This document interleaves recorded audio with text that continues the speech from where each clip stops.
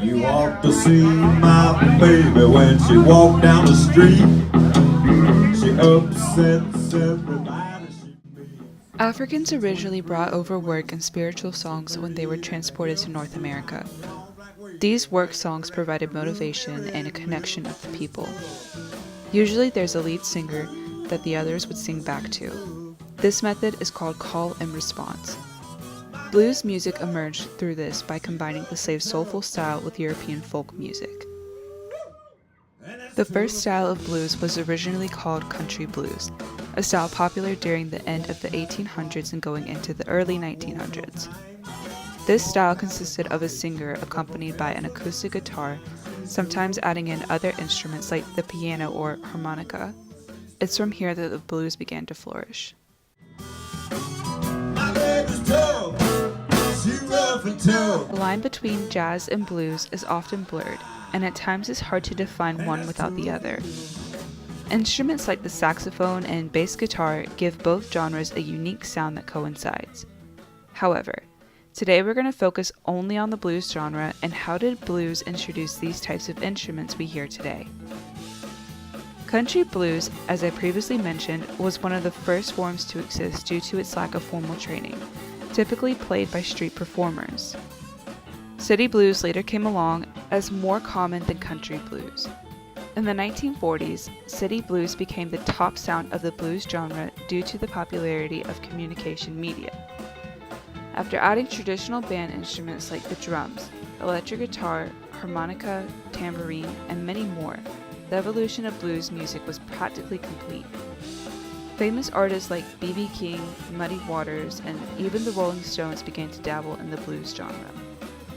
I had the pleasure of watching John Bull Band, the blues band you hear performing in the background of this video.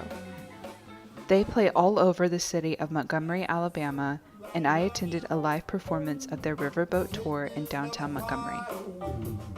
After enjoying the excellent experience of the boat, their live music, and great atmosphere of the people, I was able to sit down with Peggy Walker and John Bull himself for an interview.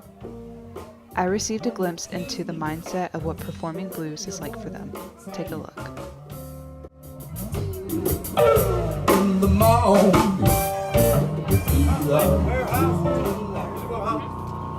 74 years old. I've been singing since I was like 10. She's a bongo I did player. some- Did you mention that? I've gotten good. I've been practicing stuff, and I've been singing for such a long time. Oh gosh, just about all the time. Listen to me on the radio. I like jazz Let's too. open that wrong pocket again. So, and I also like gospel. I play it, I sing at my church. And I sing blues, gospel, jazz. I do it all. And I listen to it every day. Some type, blues. I don't listen to gospel every day, but I'm listening to blues or jazz every day. Music, every day. Every day? Every day. Every day. What do you usually do with rehearsals and stuff?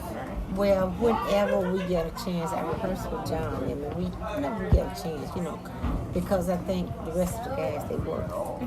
And I do too. I work at my church. So whenever we get a chance, we're going to put in a rehearsal. But it didn't happen all the time.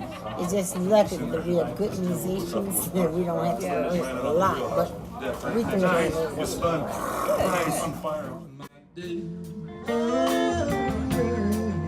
My name is John Bull. I'm 53. I play harmonica and sing. Well, I started as an adult. A lot of people that do what I do, they started real young, like as a teenager or even younger than that. But I started in my early 20s, just kind of messing around to on a porch kind of thing, playing harmonica.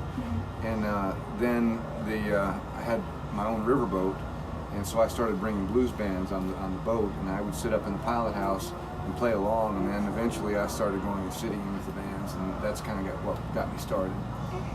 As often as I can, I really think it's important.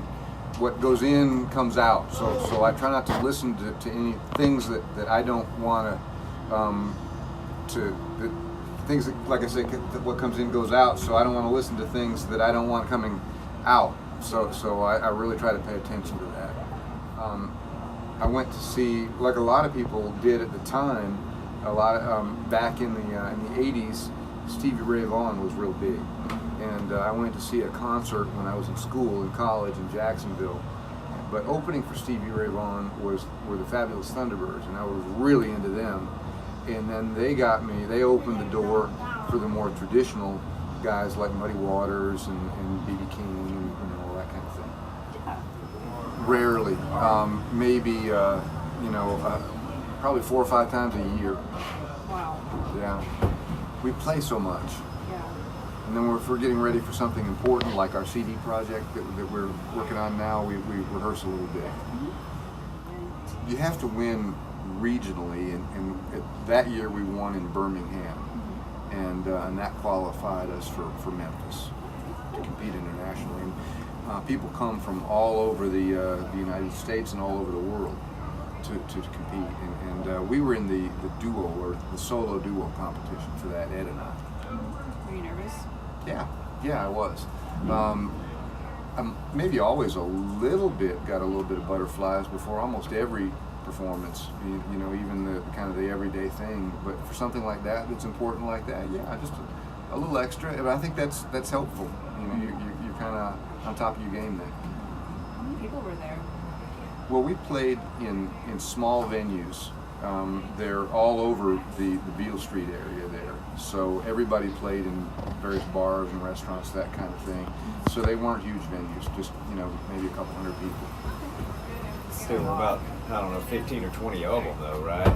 Venues. Oh yeah, Spread out all right. over Beale Street. Yeah. Well, my father helped me. Actually, I helped him build our riverboat, and we came here with it in 1990, looking for a place, and they really kind of courted us. They showed us around town, and they were really receptive to having a boat here, and so we went ahead and put our boat here. Take this love and fly away.